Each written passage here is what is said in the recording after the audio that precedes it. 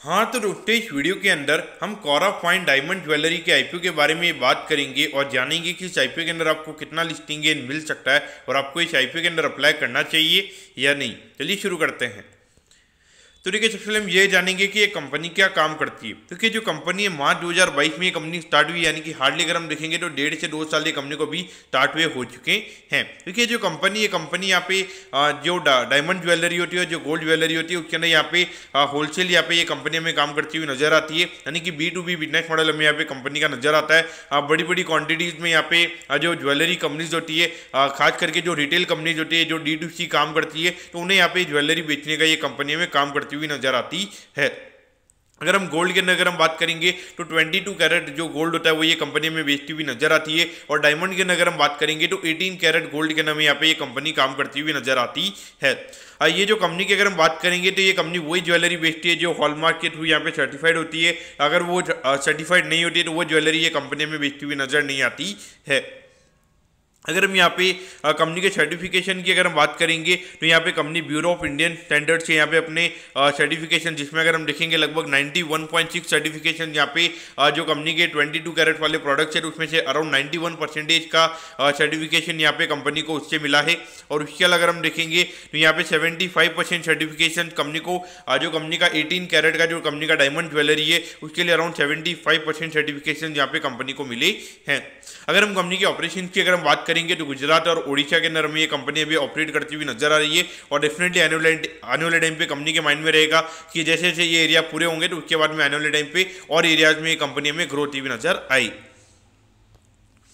अगर हम यहाँ पे कंपनी के ऑब्जेक्टिव की अगर हम बात करेंगे तो नॉर्मली यहाँ पे वर्किंग कैपिटल के रिक्वायरमेंट है रिगार्डिंग यहाँ पे कंपनी का आईपीओ में आता हुआ नजर आ रहा है। यानी कि जो डेली टू डेली कैश के रिक्वायरमेंट होते हैं उसके रिगार्डिंग यहाँ पे कंपनी का आईपीओ में आता हुआ नजर आ रहा है।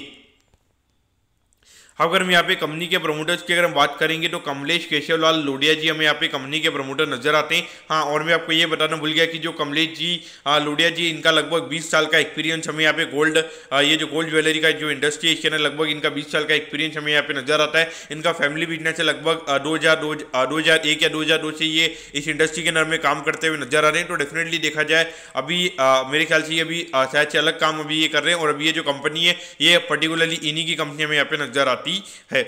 अगर हम कंपनी के फाइनेंशियल्स की अगर हम बात करेंगे तो देखिए अभी जैसे कंपनी फॉर्म हुई है लगभग 2022 में, तो 2023 में लगभग 5.5 करोड़ के लगभग कंपनी का रेवेन्यू का नंबर था। लेकिन उसके अगेंस्ट में अगर हम देखेंगे तो हार्डली 13 लाख रुपए के लगभग का प्रॉफिट यहाँ पे कंपनी ने कमाया है। और अभी 6 महीने में लगभग 6 करोड़ 1 लाख रुपए के लगभग का प्रॉफिट यहाँ पे कंपनी का हुआ है। और उसको अगर हम एनुअलाइज करेंगे तो लगभग यहाँ पे 12 करोड़ के लगभग का रेवेन्यू का नंबर हमें देखने को मिल सकता है। लेकिन उसके अगेंस्ट अगर हम प्रॉफिटेबिलिटी की बात करेंगे तो हार्डली 17 लाख रुपीज के लगभग का नंबर में यहाँ पे नजर आता है। यानी कि नेट प्रॉफिट के मार्जिन की अगर हम बात करेंगे तो हार्डली 3% का मार्जिन है। लेकिन देखिए गोल्ड ज्वेलरी और डायमंड ज्वेलरी में जब आप B2B वाला बिजनेस मॉडल का अगर आपका काम होता है तो वहाँ पे नॉर्मली आपके मार्जिन इतने रहते हैं। और अगर हम देखेंगे तो यहाँ पे जो ROE होता है, यानी कि अगर 20-25% का ROE अगर आपको करना है तो डेफिनेटली जितना जल्दी आप जो ज्वेलरी आपका है उसको बेच के फटाफट आप जितना ज़्यादा रोल ओवर करोगे, यानी कि जितना ज़्यादा आपका टर्नओवर होगा उतना ज़्यादा यहाँ पे आपकी प्रॉफिटेबिलिटी होगी। ये यहाँ पे मुझे लगता है कि बियॉन्ड पॉइंट अगर B2B वाला बिजनेस मॉडल में अगर कंपनी काम कर रही है तो बियॉन्ड पॉइंट यहाँ पे कंपनी का मार्जिन हमें बढ़ता हुआ नजर नहीं आ सकता है। अब अगर हम आईपीओ की डिटेल्स के बारे में अगर हम बात करेंगे तो 6 मार्च को ये आईपीओ में स्टार्ट होता हुआ नजर आएगा और 11 मार्च को ये आईपीओ में क्लोज होता हुआ नजर आएगा। 55 रुपये पर शेयर पे ये कंपनी हमें शेयर्स देती हुई नजर आ रही है। 2000 शेयर्स का में यहाँ पे लॉट नजर आता है, यानी कि एक लॉट को अप्लाई करने के लिए 1,10,000 रुपये आपको यहाँ पे लगने वाली हैं। अगर हम इशू साइज की अगर हम बात करेंगे तो लगभग 5.5 करोड़ के लगभग का इशू साइज हमें यहाँ पे नजर आता है, जिसमें अराउंड 50% के लगभग का रिटेल कोटा है, यानी कि लगभग 2.5 करोड़ के लगभग का रिटेल कोटा में यहाँ पे नजर आता है और 2.5 करोड़ के लगभग का HNI कोटा में यहाँ पे ये कंपनी का नजर आता है। और ये जो कंपनी है कंपनी हमें BSE के SME प्लेटफॉर्म पे ये कंपनी हमें लिस्ट होती हुई नजर आएगी। अब अगर हम एट द एंड अगर हम यहाँ पे कंपनी के टाइम टेबल के बारे में अगर हम बात करेंगे तो 12 तारीख को आपको पता चल जाएगा कि आपको अलॉटमेंट मिला ही, यानी अगर अलॉटमेंट नहीं मिलता तो 13 को रिफंड मिल जाएगा और 13 को आपके डीमेट अकाउंट में शेयर आ जाएंगे अगर आपको अलॉटमेंट मिलती है। और 14 तारीख को ये कंपनी हमें लिस्ट होती हुई नजर आएगी।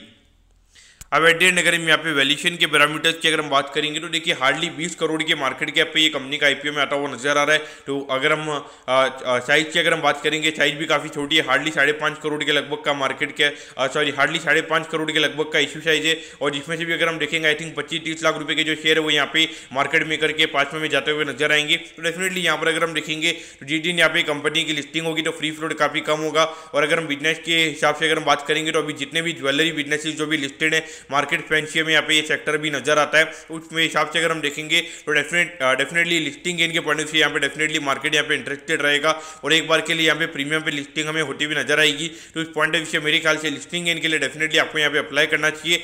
लेकिन अगर हम लॉन्ग टर्म के पॉइंट ऑफ व्यू से अगर हम बात करेंगे तो देखिए ऑलरेडी अगर हम देखेंगे तो 20 करोड़ के मार्केट कैप पे अगर हम कंपनी का लगभग ये साल का लगभग 35 लाख रुपए के लगभग का प्रॉफिट अगर हम ये कंपनी का मान के चलते हैं तो उसके हिसाब से लगभग 55 के पी रेशियो पे ये कंपनी का आईपीओ में आता हुआ नजर आ रहा है। और अगर बाई चांस इतना छोटा आईपीओ तो एक बार के लिए यहाँ पे आईपीओ डबल पे भी लिस्ट होता हुआ हमें नजर आ सकता है। और अभी बीएससी पे ये आईपीओ में लिस्ट होता हुआ नजर आएगा। तो अगर हम 90% का प्रीमियम भी अगर हम ये कंपनी का मान के चलते तो उसके हिसाब से लगभग लिस्टिंग पे लगभग 100 का पी रेशियो ये कंपनी का हमें होता हुआ नजर आएगा। तो डेफिनेटली देखा जाए तो ऐसी कंपनी है तो ऑब्जेक्टिव देखिए कुछ ऐसा भी नहीं लग रहा है कि यहाँ पे कोई ये कंपनी हमें 100% से कंपनी का प्रॉफिट हमें ग्रो होता हुआ नजर आएगा। तो इस पॉइंट से देखा जाए तो मेरे ख्याल से यहाँ पे लिस्टिंग इनके पॉइंट से अप्लाई करना चाहिए। और जो कि वैल्यूएशन ऑलरेडी महंगा है, अगर बाई चांस आने वाले टाइम पे थोड़ा प्रॉफिट बढ़ भी जाता है लेकिन वो वैल्यूएशन इतना महंगा रहेगा तो उसके हिसाब से मुझे लगता है कि उसके बाद में बियॉन्ड पॉइंट इतना ज़्यादा यहाँ पे ग्रोथ रहेगा। तो मेरे ख्याल से लिस्टिंग इनके लिए अप्लाई कीजिए। बाकी लॉन्ग टर्म के पॉइंट से मुझे यहाँ पे इतना सेंसिबल बिजनेस नहीं नजर आता